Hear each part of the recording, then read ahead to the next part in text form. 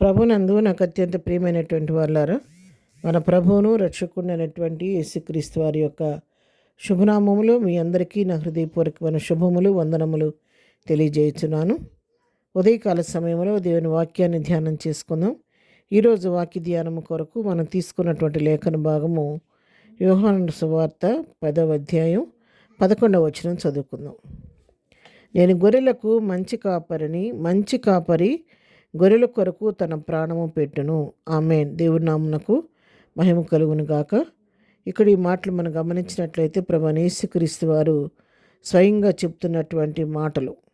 ఇక్కడ ప్రభువారు మరి తనను గొర్రెల కాపరిగా పోల్చుకొని మాట్లాడుతున్నాడు. కాపరి కొన్ని లక్షణాలతో పోల్చి తన యొక్క గుణగణాలను, స్వభావాన్ని ఇక్కడ మనం తెలియజేస్తూ ఉన్నాడు. నేను గొర్రెలకు మంచి కాపరని, మరి నేను మంచి కాపరిని కాబట్టి గొర్రెల కొరకు అవసరమైతే నా ప్రాణం కూడా నేను పెట్టును అని చెబుతున్నాడు. కాబట్టి నేను కూడా ప్రాణం పెట్టడానికే వచ్చానని ఇక్కడ తెలియజేస్తున్నాడు.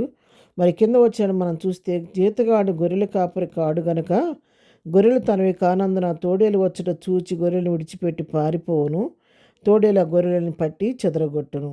జీతగాడే గనక గొర్రెలను గుర్చి లక్ష్యం చేయక పారిపోవును. గొర్రెలు కనుక కాపరి కాకుండా ఎవరైనా జీతగాడికి అప్పగిస్తే ఆ జీతగాడు ఏం చేస్తాడంటే, మరి ఆయన జీతగాడికి పని చేస్తాడు కాబట్టి ఎంతైనా జీతగాడే కాబట్టి, ఒకవేళ మందలోకి తోడేలు వచ్చిందనుకోండి, ఆ తోడేలను చూసి ఆ మందను కాపాడటానికి బదులు తన ప్రాణాన్ని రక్షించుకోవడానికి మందను అక్కడ వదిలేసేసి విడిచిపెట్టి పారిపోతాడంట. ఎందుకని? ఆ జీతగాడి యొక్క స్వభావం. కానీ నేనైతే మంచి గొర్రెల కాపరిని కాబట్టి, మరి నేను గొర్రెల కొరకు నా గొర్రెలు ఎరుగుదును కాబట్టి, నా గొర్రెలు నన్ను ఎరుగుతాయి కాబట్టి నేను నా గొర్రెల కొరకు నేను ప్రాణం పెట్టుచున్నానని చెప్పని ఇక్కడ తెలియచేస్తూ ఉన్నాడు. అంతేకాదు 17వ వచనం మనం చదివితే 10వ అధ్యాయంలోనే, నేను దాని మరలా తీసుకున్నట్లు నా ప్రాణం పెట్టుచున్నాను, ఇందువలనే నా తండ్రి నన్ను ప్రేమించుచున్నాడు. ఆమేన్. దేవుని నామమునకు మహిమ కలుగును గాక.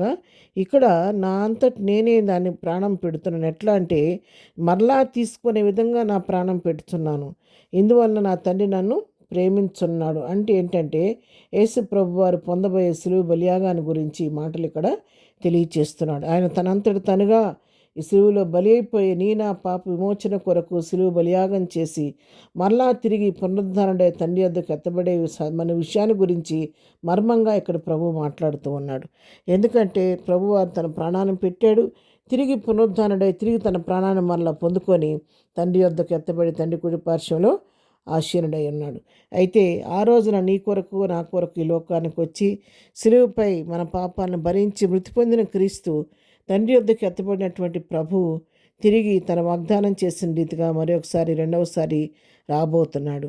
ఆయన వచ్చినప్పుడు తనతో ఉండలాగిన మనల్ని కూడా తీసుకుని వెళ్ళటానికి మన కొరకు అక్కడ ఆయన స్థలం సిద్ధపరుస్తున్నాడు. కాబట్టి నీవు నేను ఆయన ఇరిగి ఆయన బిడలుగా ఆయన కుమార్తెలుగా కుమారులు అంగీకరించబడితే, ఆయన సొత్తుగా మనం ఉంటే, ఆయన రక్తంలో మన పాపాలు కడగబడి పశ్చాత్తాపడి మనం పరిశుద్ధపరచబడి నీటి బాప్తిసం పొంది ప్రభు కుమారులుగా కుమార్తెగా అంగీకరించబడితే తరుణే స్థలంలో ఉంట నిన్ను నన్ను కూడా తీసుకెళ్ళడానికి ప్రభు రాబోతున్నాడు. కాబట్టి ఆ విధంగా ప్రభు రాకొరకు ఆయత్తపడే మంచి కాపురి అయిన క్రీస్తుతో నీ కొరకు ప్రాణం పెట్టినటువంటి ఆ కాపురి అయిన క్రీస్తు తిరిగి నీ కొరకు మళ్ళీ రాబోతుండగా ఆయనతో కూడా యుగయుగాలు ప్రభువుతో ఆనందించడానికి వెళ్ళడానికి మనం కూడా సిద్ధపడదాము.